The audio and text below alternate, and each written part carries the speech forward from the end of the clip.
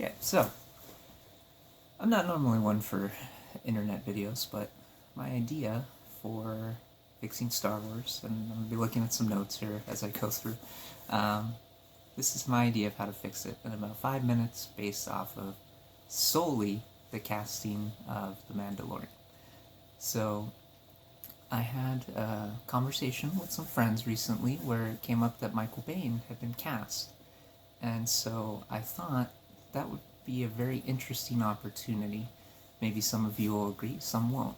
So when I heard that Michael Biehn was cast for the new role, it gave me this idea that I told my friends about, well, what's he known for? He's known for the Terminator franchise, right? He's known for time travel. You know, so is Arnold, right? But he's also known for Aliens, and that'll tie in a little later. So, simplified. Basically his whole thing was he traveled back in time to save humanity, right? And Sarah Connor. So, to that end, Ahsoka is also being introduced.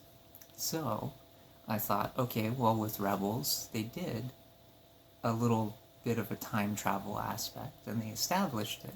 So, why not just have a single scene? The Mandalorian could season 2, I'm not saying it's going to be good, bad, whatever. I'm just saying it could probably be great, it could be horrible, but my fix would be contingent on a scene at the end. So basically, they already have the Baby Yoda.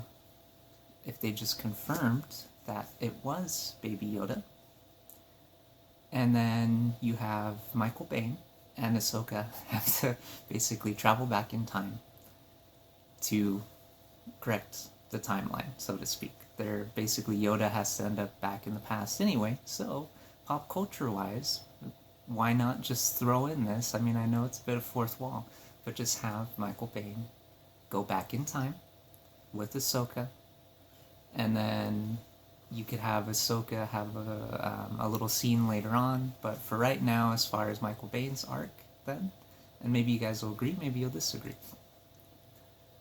Have him, you could throw in the cliche, alright, this was my one last adventure, I'm getting too old for this moment, and then have him go off into the sunset, and who does he meet there?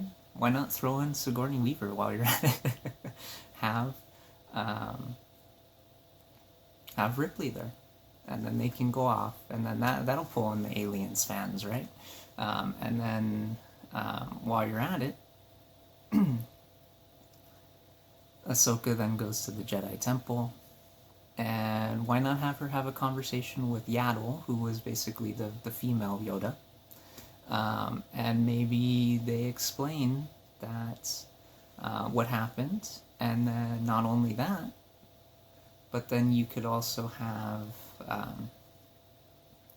like a little moment where Ahsoka maybe even hints that she's gonna change some things for the future. And then while she's talking about that, you can see little flashes of what she's gonna change. So my main thing would be, why not throw in a scene of where Han Solo had been killed, and instead change that.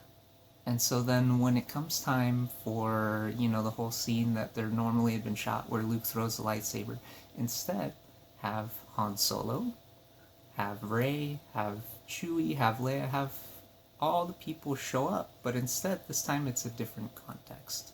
And what I mean by that is this time Han Solo is showing up, and he basically tells Luke, hey, we're gonna go save my son. And that's the end of it right there. You just end the scene there. And then that way,